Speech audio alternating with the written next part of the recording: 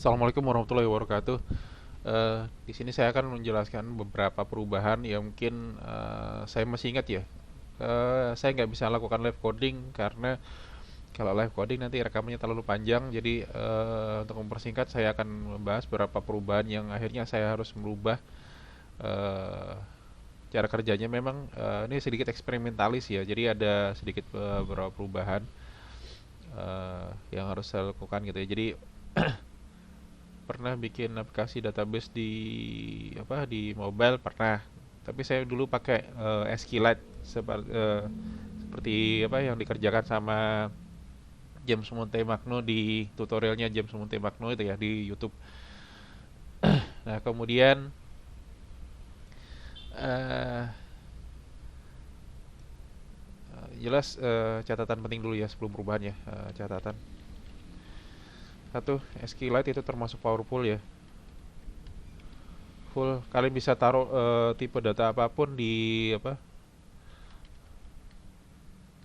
pun di mobile atau web nantinya atau apapun, karena misalkan tipe data multimedia misalkan gambar kemudian naruh audio bisa ditaruh situ, video bisa ditaruh situ, karena memang kekuatannya bagus ya.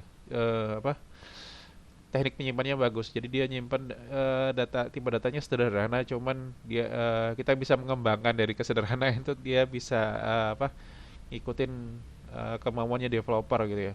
Itu salah satu uniknya. Cuman masalahnya adalah masalah terpenting di SQLite adalah SQLite dia kalah di proses penulisan.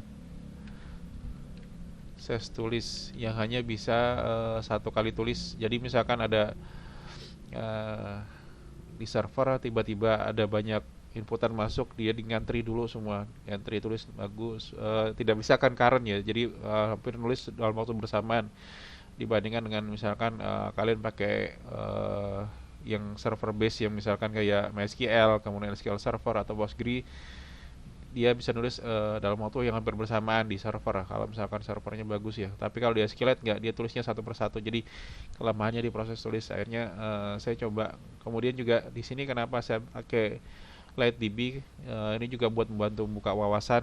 Kenapa pakai LightDB ya, untuk membuka wawasan, wawasan mengenai nanti adanya NoSQL ya, not only SQL ya, banyak, sehingga nanti saya coba pakai LightDB. Memang hampir sama seperti SQLite, cuman jeleknya LightDB di sini adalah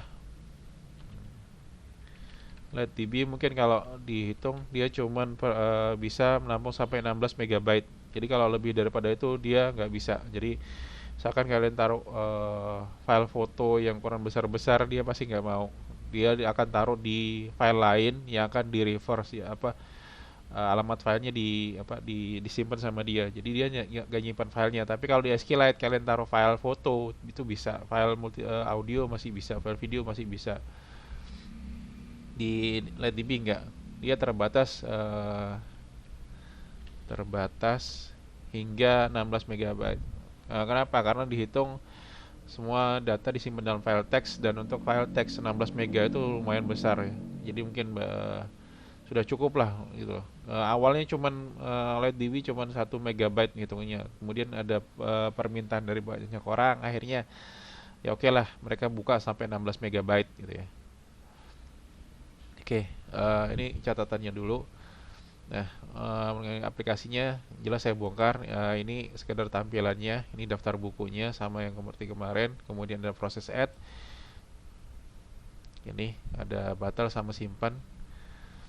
Ada judul, penulis segala macam. Jadi misalkan saya tambahkan judulnya Hello World misalkan.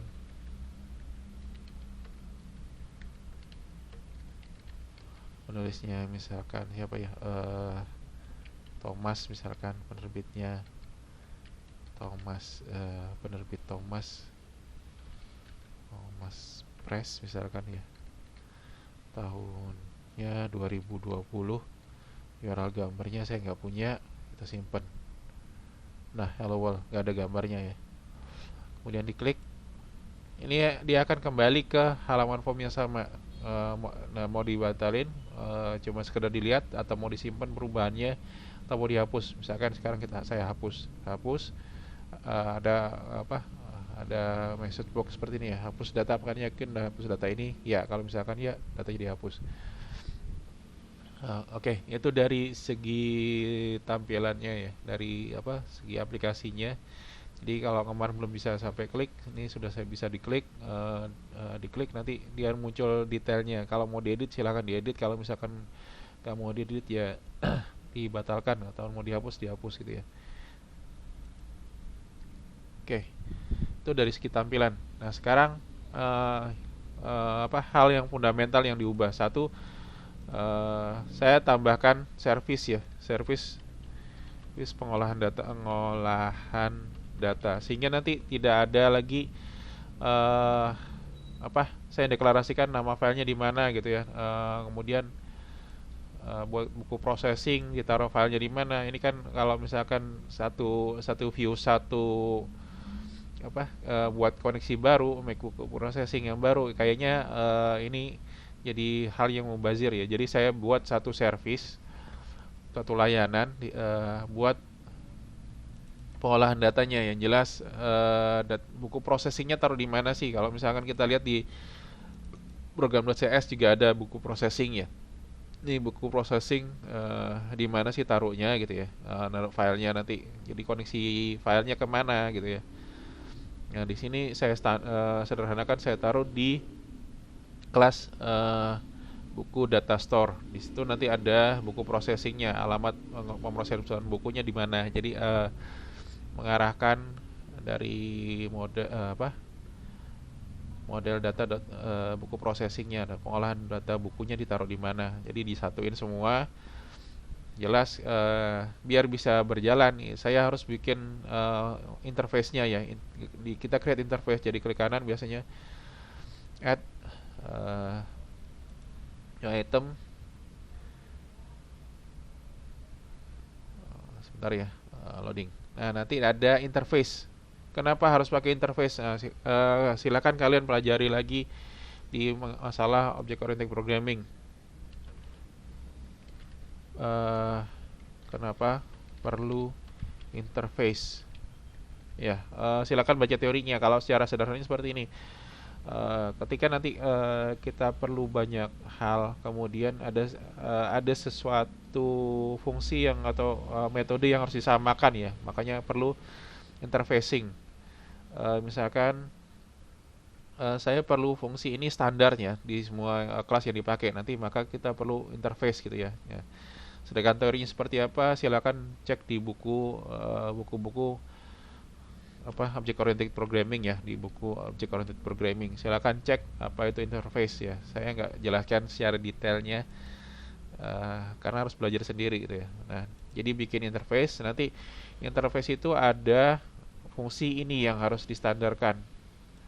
Get buku processing. Makanya nanti di data buku processing harus ada get buku processing, di mana get buku processing itu ada variabel namanya underscore buku processing. Kemudian buku processingnya dari mana, kita buat dulu make buku processing ya, fungsinya sama seperti yang kemarin. Nah di sini juga kemarin sempat saya mengalami masalah dengan UWP. Ternyata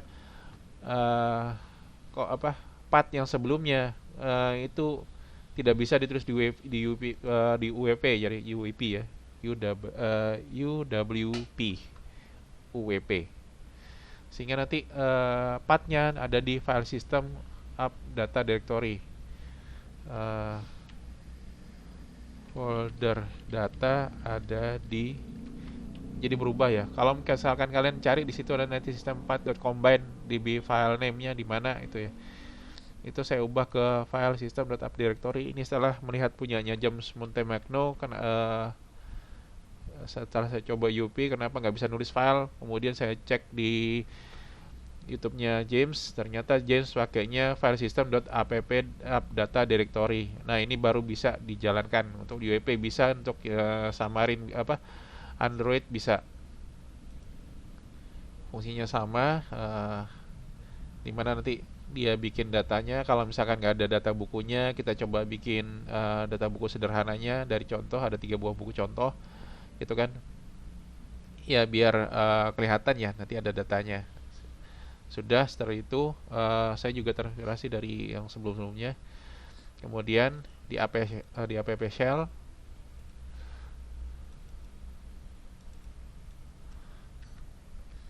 di file, sorry, di app.cs itu saya tambahkan ini.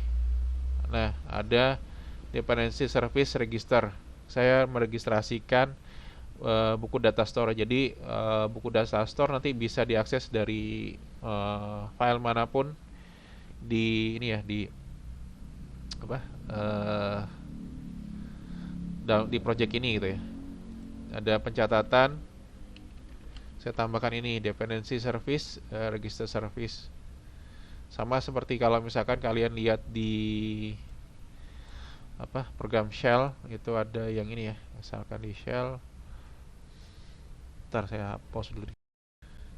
Oke, ini adalah ini ya, shell app ya, lain lagi ya aplikasi filenya, bukannya app buku. Di sini shell app, di sini app buku. Di shell app kalau misalkan kalian lihat di app.saml.cs ya. Berarti di sini ada saml.cs. Situ dia juga ada dependency register mock data store. Sama di service juga ya. Service ada mock data store. Dia buat pengolahan data pertamanya ya. Ada delete, insert yang di item page-nya itu. Oke. Dari sana saya buat juga sama dependency service register ini. Sudah, habis itu nah di new buku itu sudah saya hapus filenya, saya ganti dengan buku edit ya, buku edit. Jadi ngedit bukunya taruh di sini semua. New buku diganti dengan buku edit ya. Kalian bisa cek di view model maupun di view-nya. Jadi di sini ada judul, penulis segala macam. Kemudian ada 3 tombol sebenarnya. Ada tombol simpan, batal, simpan, sama hapus. Ketika dia data baru, berarti nanti tombol hapusnya disembunyikan ya. Ini hapus disembunyikan. Kemudian sama di sini view modelnya, binding konteks, view model, buku edit, view model. Jadi pengolahan data ada di buku edit, view model. Nah kemudian misalkan di view model saya tambahkan service .id buku data store sama get buku data store, return dari dependency get service buku data store. Jadi sesuatu yang kalian registrasikan di sini nanti di di app SAML kalian kita bisa taruh di sini ya. Jadi standar semua nih, mau di edit maupun di buku view modelnya. Jadi tambahan ini di edit nanti ketemu service get buku data store ya. Kemudian 5 di buku edit view model ada fungsi ini ya. Nah, silakan kalian cek.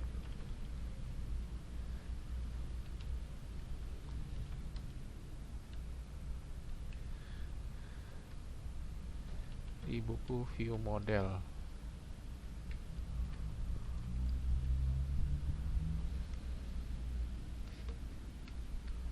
Oke.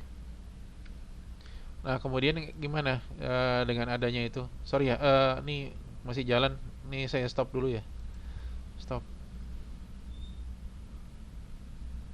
Nah, kemudian di situ kita bisa taruh private buku processing, base buku processing itu sama seperti yang sebelumnya. Nah, sekarang bisa kita ubah ke getDataStore.get buku data processing. Jadi kita manggil fungsi ini get buku processing. Jadi nanti cukup deklarasinya satu kali aja di sini filenya, jadi tidak berulang kali kita membuat make buku processing, sehingga misalkan kalau ada perubahan di sini nanti di tempat lain susah. Jadi distandarkan dulu semua, ditaruh di service, dari service nanti kita taruh di sini misalkan ya, get data store, get buku processing, iBook data store, service-nya kita jalankan, kita ambil fungsinya. Jadi nanti buku processing ada di seperti ini. Nah, di buku edit itu sama ya. Folder tipe datanya yang mau diolah adalah buku edit. Kemudian ada ID. Kemudian di sini ada query properties, sama ya kayak di kalian perhatikan di app shell di bagian edit item detail view model. Di situ juga ada query property ya, yang mana mau di query nih, mau dicari datanya. Jadi kita bisa passing datanya buat ngedit. Nanti saya mau ngedit data ID sekian, itu di query property. 6 passing parameter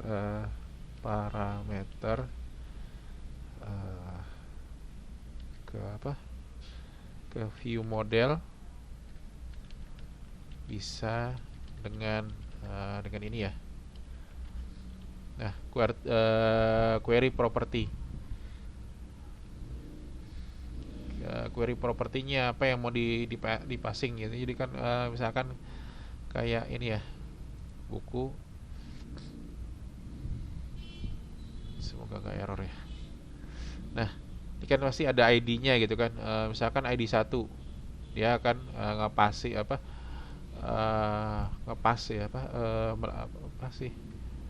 memberitahukan ya data yang ID ke-1 yang akan diedit, atau ID yang keberapa kita nggak tahu.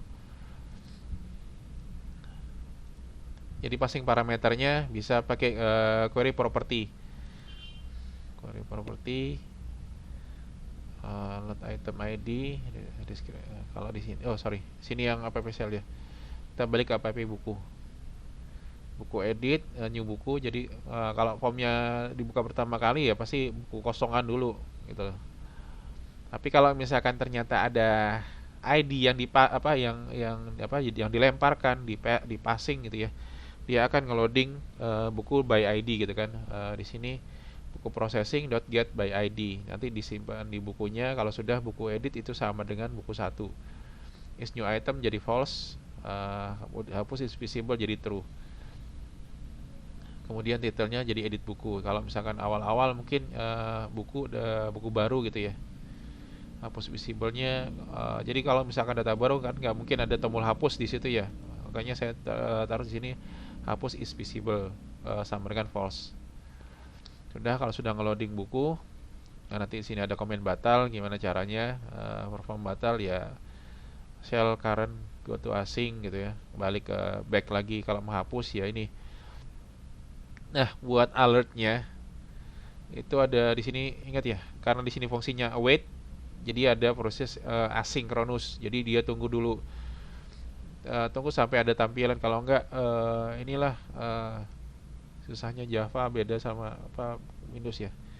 Kalau nggak di await, nanti dia akan tutup langsung gitu ya. Jadi await, nunggu sampai ada jawaban ya atau tidak hapus data. Ini title-nya, apakah Anda yakin menghapus data ini, ya atau tidak gitu ya.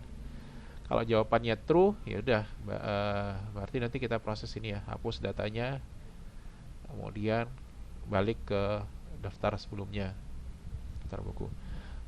Tombol simpan juga seperti itu. Kalau misalkan dia file baru, dia akan lakukan proses insert. Kalau misalkan data lama, dia akan lakukan proses update. Kalau sudah go to async, hapus, ini hapus is visible. Tuh, jadi buku edit seperti ini tampilannya. Kemudian di buku page is refreshing banding is busy. Kemudian di buku page-nya, summary-nya itu ketambahan buku ini ya. This meaning context view model. Nah, kemudian on appearing, buas model on appearing ya. Jadi ketika tampil pertama dia akan lakukan ini ya. Nah, kenapa di view model on appearing ya? Kalau misalkan kita lihat di buku view model, situ ada fungsi on appearing is busy sama dengan true. Kalau busy sama dengan true, maka dia akan melakukan ini ya. eh, apa? Di buku page di situ ada is refreshing, dia akan jadi true. Nah, kalau dia true, dia akan nge-refresh halamannya. Jadi kalau yang kemarin dia tidak refresh otomatis, sekarang dengan adanya is busy, kalau misalkan is busy sama dengan true, dia akan nge-reload gitu loh tampilan datanya. Nah, kalau nge-reload ya berarti dia akan jalankan buku ini ya, reload, perform reload. Ini dia akan ngambil data dari get all, buku set diambil dari get all. Nah, jadi di di buku view model juga ada service buku data store ya. Nah, ini jadi ada seragam ya, jadinya di buku data store juga ada proses yang seragam. Di buku view model juga ada ini ya, service buku data store. Nah, sehingga prosesnya jadi standar gitu ya. Kalau pertama kan mungkin setiap base buku processingnya kita harus setting satu persatu ya, alamatnya di mana. Takutnya kalau misalkan ada perubahan, semua dirubah. Kalau ini kan dengan jadikan satu fungsi buat ngeloadingnya, melakukan menyimpan filenya di mana, ini kan taruh di sini ya. Dengan adanya ini nanti semuanya jadi standar gitu ya. List buku. Nah, di sini kita bisa pakai list buku, tapi kalau sebaiknya memang pakai ini. Kalau dari Shell app download standarnya sebenarnya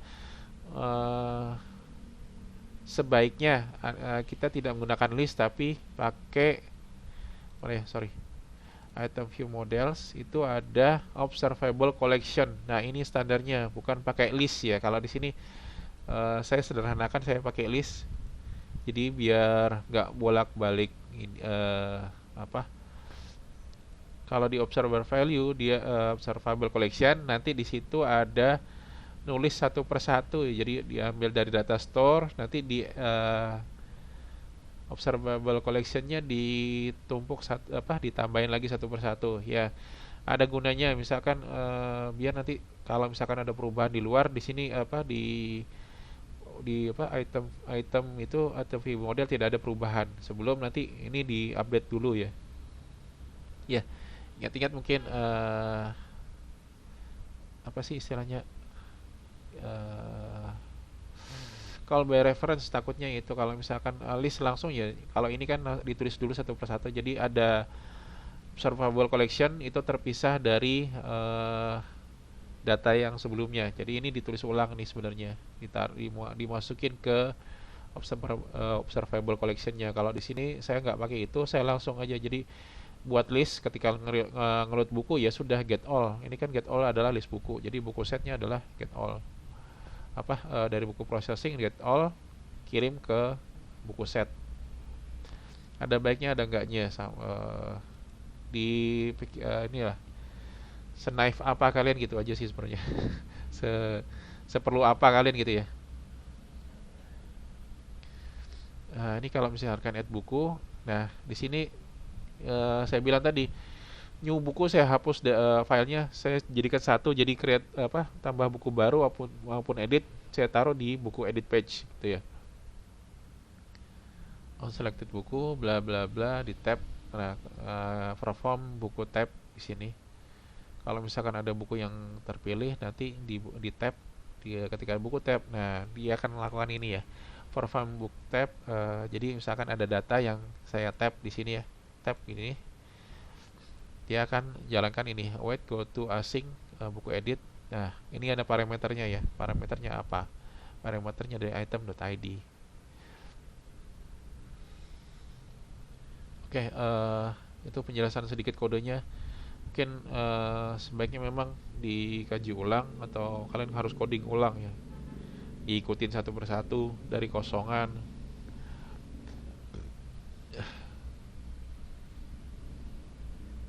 Oke,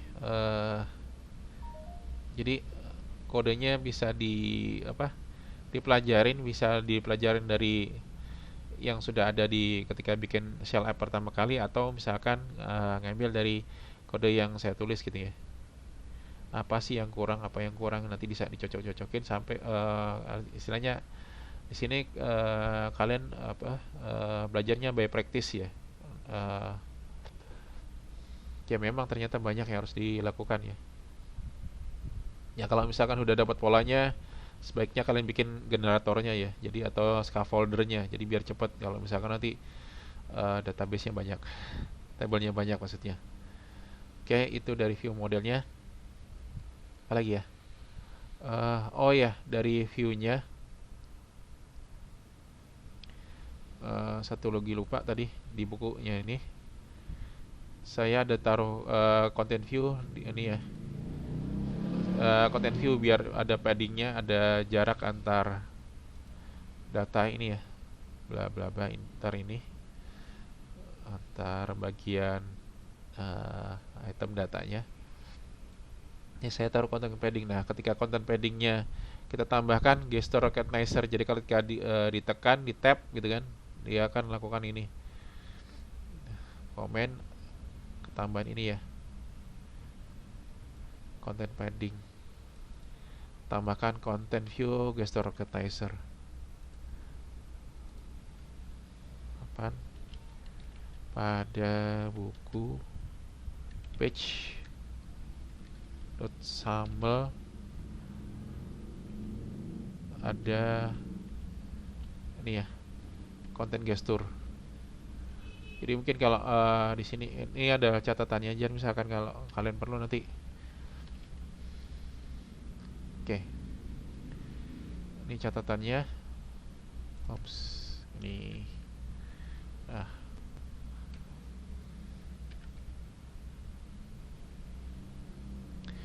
ini sedikit perubahannya. Jadi kalau misalkan kalau perlu ya memang harus di coding ulang ya, biar paham satu persatu bikinnya kayak gimana. Di app shell ada routingnya diganti register root. Ini buku edit yang awalnya ada new buku, saya hapus gitu ya, diganti dengan buku edit buku. Kemudian di app sample tadi ada ini ya, sample saya referensi service. Oke, kemudian apa lagi ya tadi, di view tambahan ini buku edit page. Editnya sih gampang. Di buku page-nya mungkin agak kodenya agak kebanyakan dikit ya, jadi lebih numpuk akhirnya. Oke, itu penjelasan kodenya. Jadi mungkin setelah ini akan ada lagi satu latihan gimana caranya ngambil data dari internet. Jadi misalkan client server, jadi ngambil dari bukan ngambil dari database lokal di di smartphone-nya atau di smartphone lah, tapi ini ngambilnya nanti dari server. Jadi kita taruh web service di servernya. Gimana caranya nanti, itu sekaligus buat latihan buat kalian. Kalau ini adalah kodenya saya kasihkan ke kalian, silakan diutak-atik dan pelajari. Nanti buat acuan nanti kuliah berikutnya. Oke, ini aja dari saya. Assalamualaikum warahmatullahi wabarakatuh.